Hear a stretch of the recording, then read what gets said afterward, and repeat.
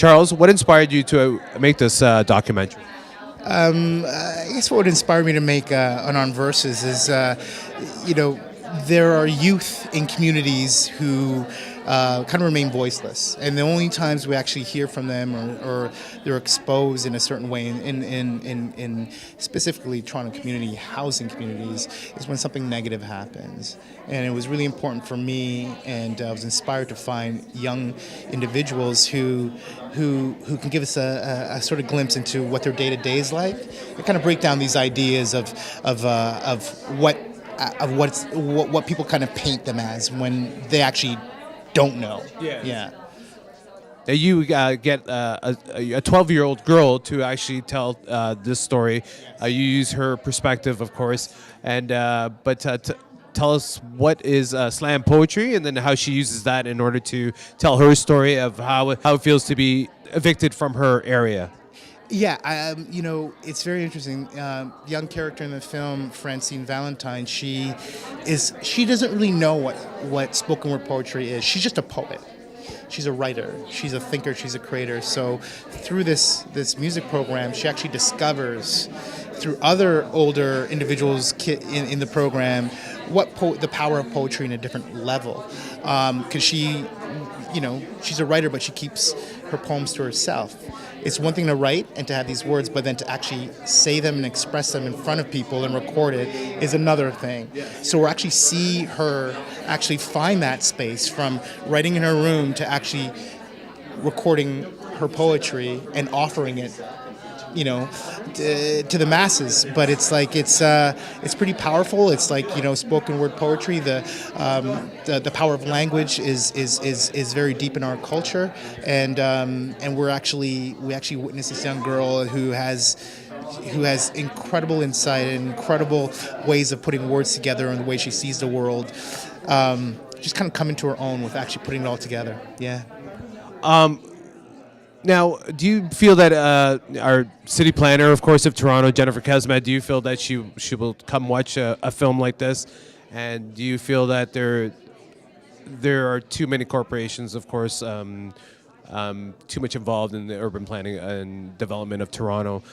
Do you touch upon that in the film? And if you do, what kind of angle do you present in the film? Yeah, we really touch on the aspect of displacement, relocation, and the idea of what revitalization means to young folks who have grown up in a community and it's the only community that they know. We really just sit back and let that experience of what really happens to those people unfold. Right. The way that they're brought to meetings and the discussions that are happening, the way that the lottery system happens in terms of them finding, where they're going to live next, the way they're being relocated. There's a real sense of powerlessness for the residents and the people who live there. They really have very little choice in where they go and how they're moved around. So we really do give a clear perspective on that experience. And staying on that note, I think that the urban planners and the developers and city councils, really have to integrate and connect and work with the communities that they're actually revitalizing. It's not a one-time town hall meeting or even 3 times. It has to be a consistent upkeep of understanding of what that really means. Because if you're dismantling say 121 units and then you're going to populate this whole place with condominiums that are 40 some odd units that are a market price and actually only put in less amount of public housing that was there, then how do people actually come back? What is it? What is the idea of actually sharing the profits that are going to be accumulated from these market costing condominiums? How is that money trickling into the community again?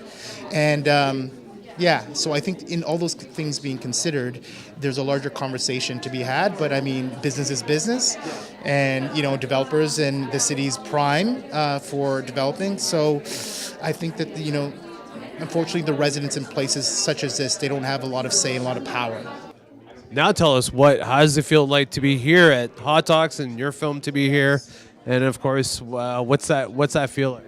It's incredible. I mean, honestly, this is our coming out party for this film. It's about Toronto. It features Toronto youth. It is a timely story that is important, and we're going to have a great